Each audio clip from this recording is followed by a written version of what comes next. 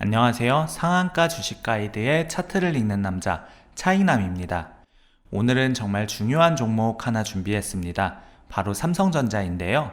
시작하기에 앞서 해당 영상은 7월 25일에 녹화된 영상임을 안내드립니다.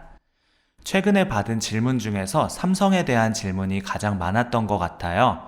특히 삼성 지배구조에 대해서 많이들 물어보셨고, 삼성전자를 사야 하는지 말아야 하는지에 대한 질문도 굉장히 많았는데요. 먼저 하나만 짚고 넘어갈게요. 삼성은 지금의 지배구조 개편을 반드시 해야 하는 상황입니다. 현재 삼성 지배구조를 보면 이렇습니다. 이재용 회장이 삼성물산을 지배하고 있고, 삼성물산은 삼성생명을 지배, 그리고 삼성생명이 삼성전자 지분을 보유하고 있는 구조예요. 여기서 가장 큰 문제는 뭐냐? 삼성생명이 삼성전자 지분을 약 8.5%를 보유하고 있는데 보험업법 개정이 이루어지면 이 지분을 더 이상 보유할 수 없게 된다는 거예요. 현행 보험업법에 따르면 보험사는 총 자산의 3% 이상 투자하는 게 불가능합니다. 왜냐하면 보험사 자산이라는 건 결국 고객들의 자금이기 때문이죠. 그 돈으로 과도하게 투자를 하는 건 부적절하다는 시각이 있기 때문입니다. 지금은 보유 주식을 취득원가 기준으로 평가하기 때문에 문제가 없지만 보험업법 개정안이 통과되면 이 기준이 시가로 바뀌게 됩니다. 그렇게 되면 보유 지분 가치가 약 30조 원에 달해서 총 자산의 3% 한도를 초과하게 돼요. 결국 법적으로 초과 보유 지분을 매각하라는 압박이 생길 수 있고 삼성의 지배구조 자체가 흔들릴 수 있는 거죠. 인터넷에 검색해 보시면 삼성이 2018년에 순환출자 고리를 완전히 해소했다고 나올 텐데 그거는 실제 돌아가는 내막을 몰라서 하는 소리들입니다. 근본적인 문제는 여전히 남아있는 상태예요. 그럼 정확하게 어떻게 지배구조가 개편될 것인가? 여러 가지 시나리오가 나오고 있습니다. 첫 번째로 삼성생명이 보유한 삼성전자 지분하고 삼성전자 물산이 보유한 삼성바이오 지분을 서로 바꾸자는 시나리오가 있어요. 하지만 현행 보험업법에 어긋날 소지가 있어서 실현 가능성은 낮다는 평가가 많습니다. 두 번째 시나리오는 삼성물산이 보유한 삼성바이오로직스 지분 약 43%를 제3자에게 매각하고 그 자금으로 삼성생명이 들고 있는 삼성전자 지분을 인수하는 방식인데요.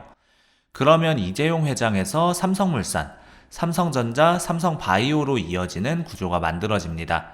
세 번째로는 삼성물산이 보유한 중간 지주회사 삼성에피소홀딩스 지분을 매각하자는 겁니다.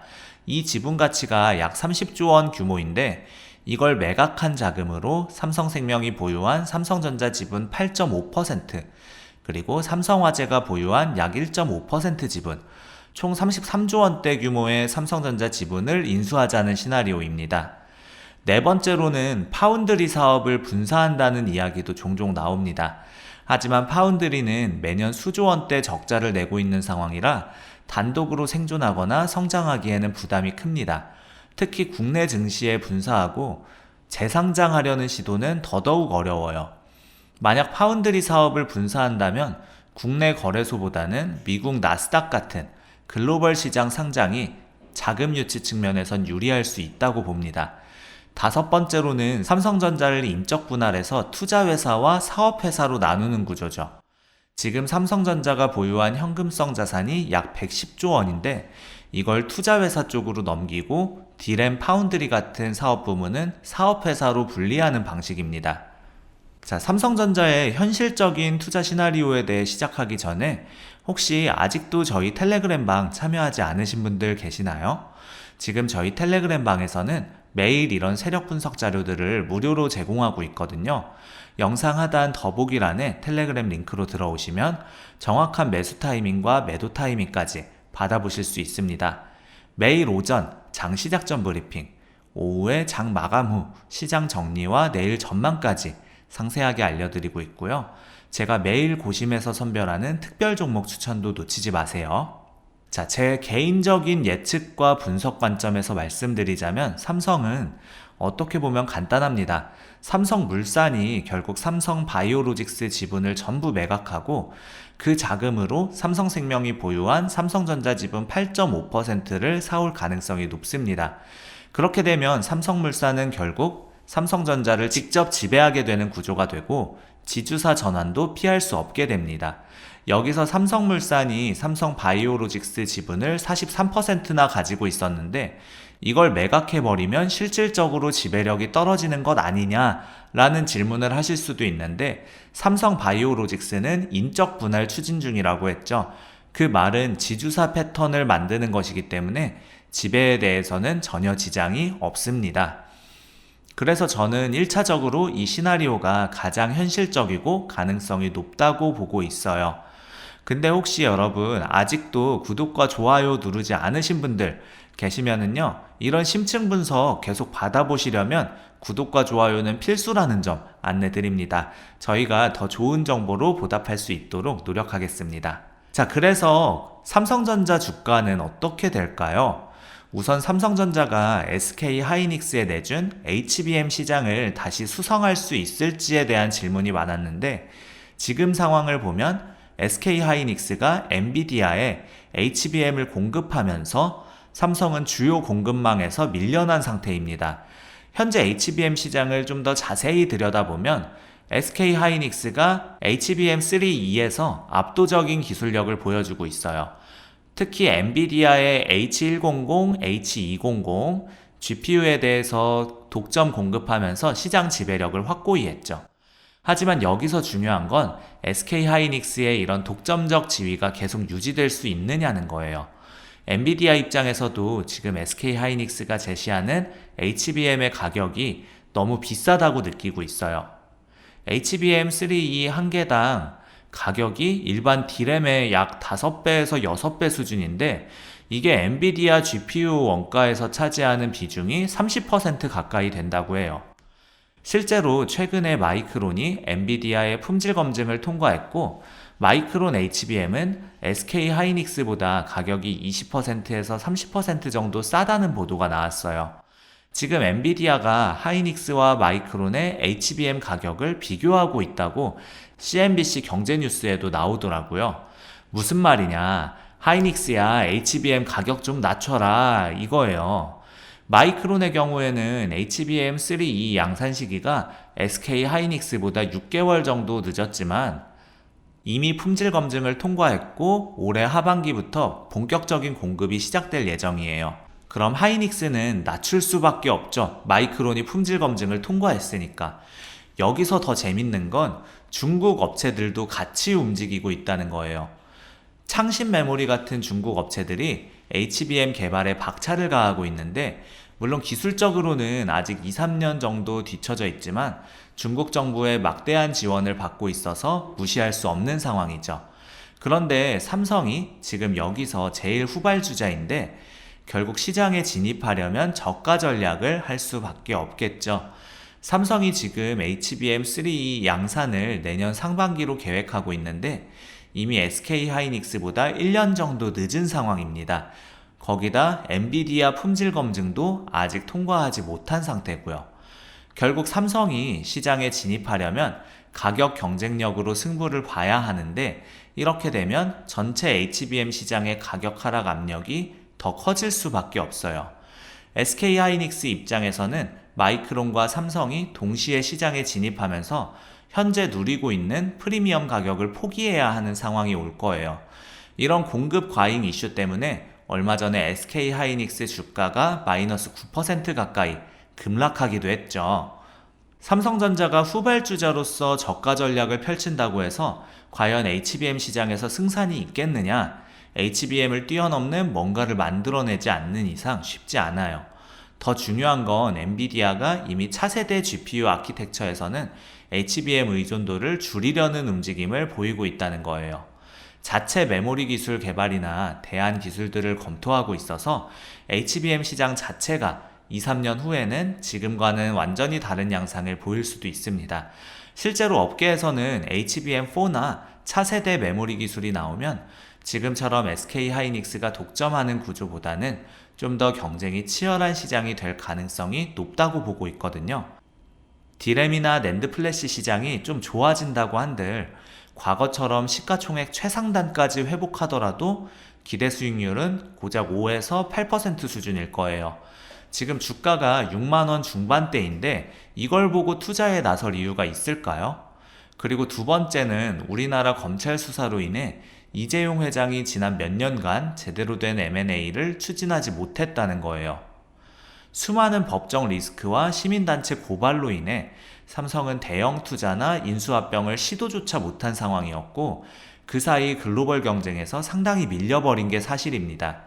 예를 들어 2016년 당시 삼성전자의 D램 시장 점유율은 48% 정도 됐었지만 올해 1분기 기준으로 34% 아래로 떨어졌습니다. AI 반도체, 피지컬 AI, 파운드리 등 핵심 미래 산업에서도 TSMC와 엔비디아에 크게 뒤처져 있고 파운드리는 분기마다 조단위 적자를 기록 중입니다. 원래대로라면 파운드리 경쟁력을 끌어올리기 위해서 M&A를 단행했어야 하는데 국내에서 각종 규제와 리스크에 발이 묶이면서 TSMC와의 격차는 지금 60%가 넘게 벌어진 상황이죠. 만약 삼성물산이 지주사가 된다면 공정거래법상 지주사 요건을 피하거나 완화하려는 구조조정이 뒤따를 겁니다.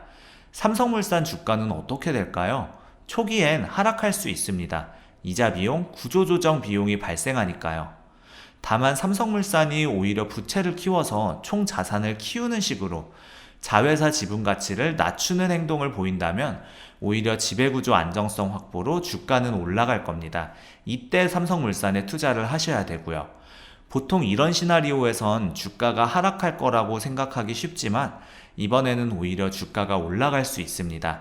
왜냐하면 이 구조 자체가 삼성전자의 지배력을 명확히 하면서 전체적인 기업 가치를 끌어올리는 구조로 작용할 수 있기 때문이죠. 그렇다고 해서 삼성이 미래가 없느냐? 그건 아니고 과감한 M&A를 해야겠죠. 제가 봤을 때 삼성이 지금 M&A 해야 되는 분야는 크게 두 가지예요. 가장 중요한 건 차량용 반도체 시장 쪽입니다. 이 시장에는 엔비디아, 퀄컴, 그리고 인텔 자회사인 모빌아이가 이미 진입해 있죠. 삼성이 인수를 통해서 진입해서 자신들의 D램 기술을 바탕으로 다시 엔비디아나 퀄컴과의 합작회사 형태로 가더라도 충분히 점유율을 높일 수 있어요. 반드시 차량용 반도체 시장은 삼성이 M&A로 들어가야 됩니다. 스스로 개발을 하는 게 아니라 M&A를 통해 진입해야 돼요. 그 다음은 당연히 피지컬 AI 시장입니다. 피지컬 AI 분야에서 가장 중요한 요소는 데이터예요. 이 데이터를 가장 풍부하게 보유한 쪽이 결국 지배하는 구조인데 그렇다면 결국 반도체가 핵심이죠. 로봇 패권 경쟁도 결국 정밀한 데이터를 로봇 AI가 학습하는 과정에서 얼마나 많이 축적해 줄 수 있는지가 근본이에요. 피지컬 AI는 알고리즘만으로 작동하지는 않아요. 학습인데 이 학습 과정을 위해선 정밀한 데이터를 어디에 축적하고 얼마나 효율적으로 제공할 것인가가 핵심이죠. 현재 우리나라에서 피지컬 AI 쪽에 앞서 있는 기업으로는 현대자동차, HD, 포스코 정도가 있는데요. 이 기업들은 주로 하드웨어 중심이죠. 현대자동차는 로봇계 스팟을 현장에 투입하고 있고 올해는 휴머노이드 로봇도 첫 운영한다고 발표했죠. HD는 중공업 분야에서 용접이나 조립 등의 로봇을 투입하고 있고 용접용 휴머노이드 로봇도 개발 중이라고 하죠. 포스코 역시 강판 이물질 제거랑 코일밴드 커팅 로봇을 운영 중이에요.